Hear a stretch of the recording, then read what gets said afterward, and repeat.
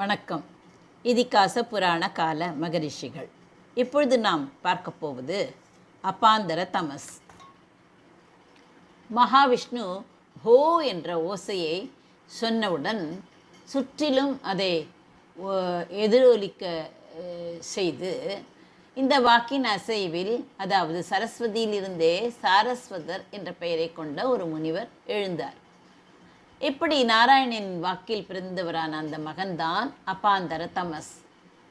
பெரும் பலம் கொண்டவரான அவர் கடந்த காலம், நிகழ்காலம் மற்றும் எதிர்காலத்தை எல்லாம் முழுமையாக அறிஞ்சவராக இருந்தார். நோன்புகளை நோற்பதில் உறுதிமிக்க அவர் வாக்கில் வாய்மை நிறைந்தவராகவும் இருந்தார்.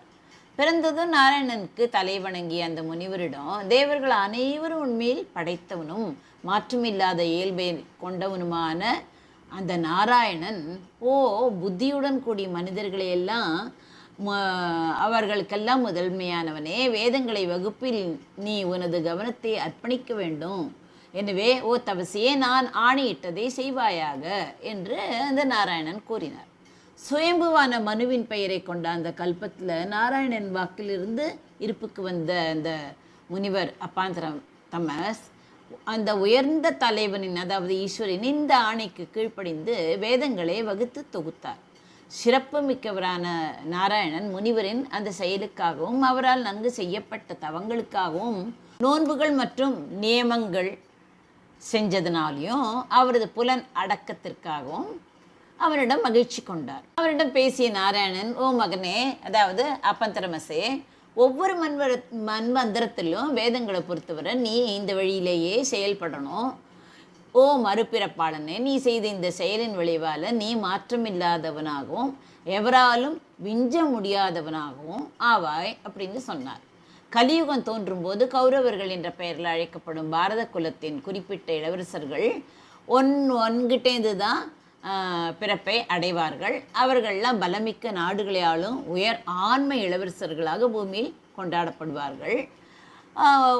மறுபிறப்பாளர்களில் முதன்மையானவனே, உன்னோட மூலம் பிறந்தவர்களான அவர்களுக்கிடையில் நீ இல்லாத போது ஒருவரை ஒருவர் அழித்து கொள்ளும் வகையில் பிணக்கு ஏற்படும். அந்த யுகத்திலையும் கடும் தவங்களெல்லாம் செய்யும் நீ வேதங்களை பல்வேறு வகையாக வகுப்பாய். உண்மையில் அந்த இருள் யுகத்தில் உன் நிறம் கருமையாகும் அப்படின்னு சொன்னார்.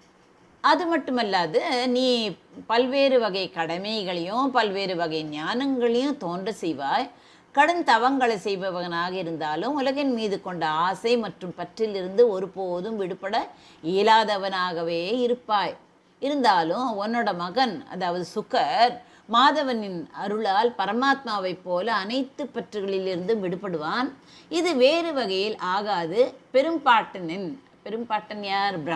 பிரம்மாவோட மனத்தில் பிறந்த மகன் என்று கல்விமான்களான பிராமணர்களால் அழைக்கப்பட்டு வரும் பெரும் நுண்ணறிவை கொண்டவரும் பெருங்கடலை போன்றவரும் சூரியனின் காந்தியே கடந்தவருமான வசிஷ்டர், வலிமையும் சக்தியும் ஆற்றலும் கொண்டவரும் பராசரர் என்ற பெயரை கொண்டவருமான ஒரு பெரும் முனிவர் பிறக்கப் போகும் குலத்தின் மூதாதையாக இருப்பார்.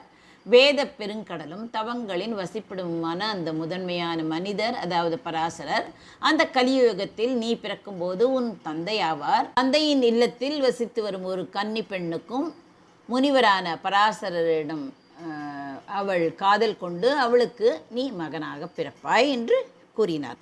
கடந்த காலம், நிகழ்காலம், எதிர்காலம் எதிலையும் உனக்கு எந்த ஐயமுமே ஏற்படாது.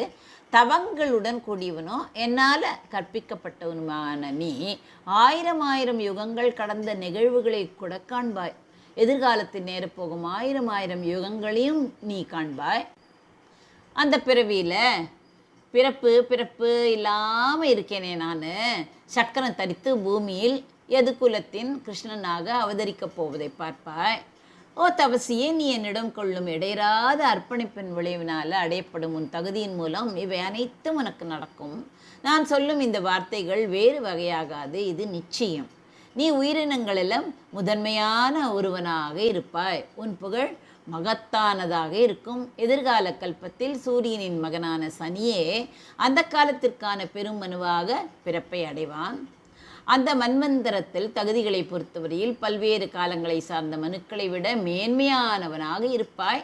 என் அருளால் நீ அவ்வாறே ஆவாய் என்பதில் சிறிது கூட ஐயமில்லை. இந்த உலகில் நீடித்திருக்கும் எதுவும் என் முயற்சியின் விளைவாக இருப்பவே என்று சொன்னார். அப்படிப்பட்டவர்தான் இந்த அபாந்தர தமஸ். ஆதிசங்கர பகவத்பாதர் தன்னுடைய முண்டகோபனிஷத் பிரம்மசூத்திர உரைகளில் அபாந்தர தமஸ் வேதவியாசராக பிறந்தார் என்று குறிப்பிட்டுள்ளார். நன்றி, வணக்கம். உமா பாலசுப்ரமணியன்.